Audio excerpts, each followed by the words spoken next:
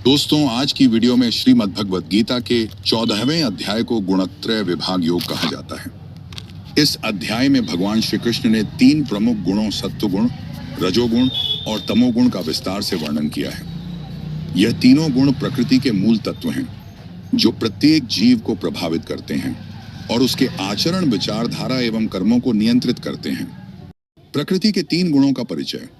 भगवान श्री कृष्ण कहते हैं कि यह ज्ञान अत्यंत उत्तम है और इसे जानकर साधक परम मुक्ति प्राप्त कर सकता है। वे बताते हैं कि समस्त जीव सृष्टि की मूल प्रकृति से उत्पन्न होते हैं और प्रकृति के इन 3 गुणों से प्रभावित होते हैं। 2.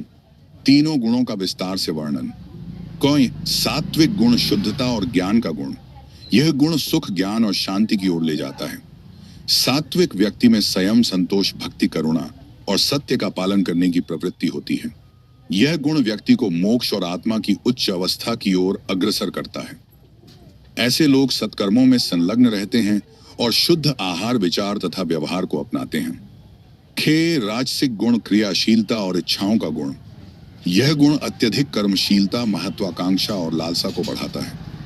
राजसिक व्यक्ति फल की इच्छा से कर्म करता है और सांसारिक भोगों एवं सफलता की ओर आकर्षित रहता है। उसमें अहंकार, प्रतिस्पर्धा, लोभ, क्रोध और असंतोष की प्रवृत्ति पाई जाती है। यह गुण व्यक्ति को जन्म मरण के चक्र में बांध कर रखता है। तामसिक गुण अज्ञान और जड़ता का गुण। यह गुण अज्ञान, आलस्य, प्रमाद और नकारात्मकता को उत्पन्न करता है। तामसिक व्यक्ति धर्म, सत्कर्म और सच्चाई से दूर रहता है। उसमें क्रोध, मोह, असंयम, हिंसा और असत्य की प्रवृत्ति अधिक होती है। यह गुण अंधकार और विनाश की ओर ले जाता है और व्यक्ति को पतन की दिशा में धकेलता है। 3.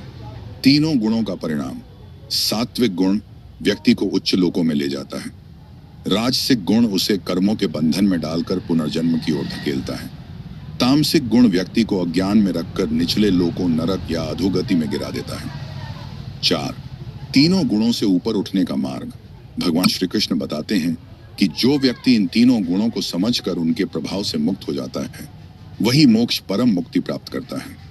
ऐसा व्यक्ति सर्वथा निष्पक्ष, समदर्शी, अहंकार रहित और आत्म स्वरूप में स्थित होता है। वह भगवान की भक्ति में लीन रहता है और सच्चे प्रेम से भगवान की शरण में जाता है। मद्भावायोपपद्यते, जो अनन्य भक्ति के द्वारा गुणों से परे चला जाता है, वह भगवान के परम धाम को प्राप्त करता है। निष्कर्ष, गुणत्रय विभाग योग यह सिखाता है कि जीवन में सात्विकता को अपनाकर राजसिक और तामसिक प्रवृत्तियों से दूर रहकर तथा भगवत भक्ति में लीन होकर ही व्यक्ति मोक्ष प्राप्त कर सकता है। भगवान श्री कृष्ण का संदेश। जो मनुष्य इन तीनों गुणों से परे जाकर मेरी शरण लेता है, वही जन्म मरण के चक्र से मुक्त होकर मेरे दिव्य धाम को प्राप्त करता है। भीम।